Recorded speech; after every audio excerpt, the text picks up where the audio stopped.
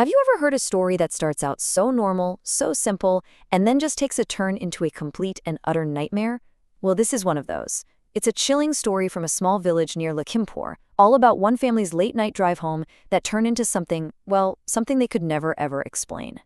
Now, I want you to just let this quote sink in for a second. What kind of a man is your husband? He's so drunk. Imagine rescuers pulling your loved one from a car wreck, and this is what they say to you. It's confusing, right? It's alarming. It makes absolutely zero sense. But trust me, by the end of this, you'll understand exactly why it was said. Okay, so before we get to the crash and that really strange quote, we gotta rewind a bit. Because to really feel the true horror of what happened, you need to see what their life was like before. You need to see the happy, normal family that was at the center of it all. So let's meet them. At the heart of our story is a man named Sanjay. He owned a little sari shop, a real family man, you know the type? He had his wife, Lata, and 2 young kids, just 6 and 8 years old. They lived a perfectly happy, quiet, ordinary life. And one of their favorite traditions, their little family thing, was to visit all the local fairs and festivals. A simple pleasure, right? But on one fateful night, that simple pleasure would lead them straight into darkness. And that brings us to the night. The night everything went wrong. A big fair had come to the outskirts of Lakhimpur, and the whole family was just desperate to go. But Sanjay's shop had been so busy, they kept putting it off until it was the very last night. They just looked at each other and said, nope, we cannot miss this. So Sanjay closes up shop early, and they go have a fantastic time. Rides, food, the whole 9 yards. But as the night's winding down, around 11:30, Sanjay gets this sudden, overwhelming craving for pani puri. You know that feeling. He just has to have it. They searched everywhere, but no luck. So around midnight, they finally head back to their car, which, by the way, was parked all by itself under this huge, kind of ominous-looking banyan tree. And this right here, this is the exact moment the perfect evening ends and the nightmare begins. They all get in the car, Sanjay turns the key, and nothing. Just that awful clicking, whining sound of an engine that refuses to start. It's late, it's dark, and they're stranded. Just as that real panic is starting to set in, they hear it. A faint little bell ringing in the dark. And out of the shadows, a pani puri vendor appears, pushing his cart. I mean, what are the odds? It seems like a miracle. But something about him is immediately off. And this is the first big question, isn't it? I mean, just think about it. They had literally just walked through the entire fair looking for a pani puri stall and found absolutely nothing. So where on earth did this guy just suddenly materialize from? It just doesn't add up. Lata, Sanjay's wife, she gets this really bad feeling, and she doesn't want to eat. And you know what? She was right to be wary. The pani puri water, it wasn't right at all. It was thick and strangely sweet, and they said it just tasted disgusting. The vendor's excuse? Oh, he just run out of the normal spicy water. Yeah, right. Then it gets even creepier. When Sanjay tries to pay him, the vendor refuses the money and says this chilling line. He says, "What will I do with money?" And then he adds, almost like an order, "You should also leave, see if the car's fixed."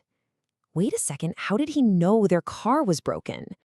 Totally shaken, they scramble back into the car. And in the dim interior light, they look in the rearview mirror, and they see it. Red stains, looking exactly like blood, smeared all around their mouths. It has that same weird, sweet taste. And in that very moment, as if by some dark magic, the car starts. They don't waste a single second. Sanjay just floors it, desperate to get away from the fair and whatever that thing was. But their ordeal? Oh, it was far from over. The most terrifying part of the night was still waiting for them on that dark road home. Sanjay is absolutely flying down this deserted road, hitting nearly 100 kilometers per hour. He's just trying to put as much distance as possible between his family and the memory of that vendor. And then, all of a sudden, in the beam of his headlights, something huge appears in the middle of the road. It looks like a large wild animal, just lying there. And in that split second, Sanjay's mind just goes completely blank. He slams on the brakes with all his might. The car screeches, spins out of control, and then just plunges violently into a ditch on the side of the road. There's a crash, then darkness, and then silence. Luckily for them, a tractor full of villagers also returning from the fair was right behind them. They saw the whole thing happen. They rush over to help, pulling the dazed family from the wreckage. And this is where the story takes its final, most disturbing turn. As the villagers pull a barely conscious Sanjay from the driver's seat, he starts mumbling. But he's not asking for help or checking on his family. No, he's making demands. "I want alcohol," he slurs. "I want mutton." Now, to understand just how impossible those words were, you have to know this. The villagers just assumed he was drunk. But his wife Lada knew the truth. Sanjay had never touched a drop of alcohol in his entire life.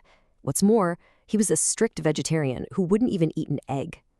For him to demand alcohol and meat, something was profoundly wrong. A few minutes later, it gets worse. Sanjay's whole body begins to convulse violently. The villagers think it's a seizure from the shock of the crash. But his wife Lada, in a moment of pure desperation, starts chanting a Hindu prayer, the Gayatri mantra, over and over and over. And then, slowly, impossibly, the convulsions just stop. Sanjay comes to, looking completely confused with no memory of anything he just said. And here it is, the final, chilling piece of the puzzle. When they asked Sanjay why he crashed, he insisted, he swore, there was a huge animal on the road. But the villagers, the ones who were right behind him on that tractor, they were just as adamant. The road was completely, totally empty. There was nothing there. The villagers? Well, they offered their own explanation, one that's steeped in local folklore. They said Sanjay had fallen victim to a chalava. It's a type of supernatural illusion, a trickster spirit that's said to appear on lonely roads specifically to cause accidents. It creates a phantom, a deception, to lure travelers to their doom. Which leaves us with one last chilling question. Was the evil ingested from that blood-like pani puri served by a phantom vendor under that ancient banyan tree? Or was it an ancient spirit, a chalava, that simply haunts that specific stretch of road, just waiting for its next victim?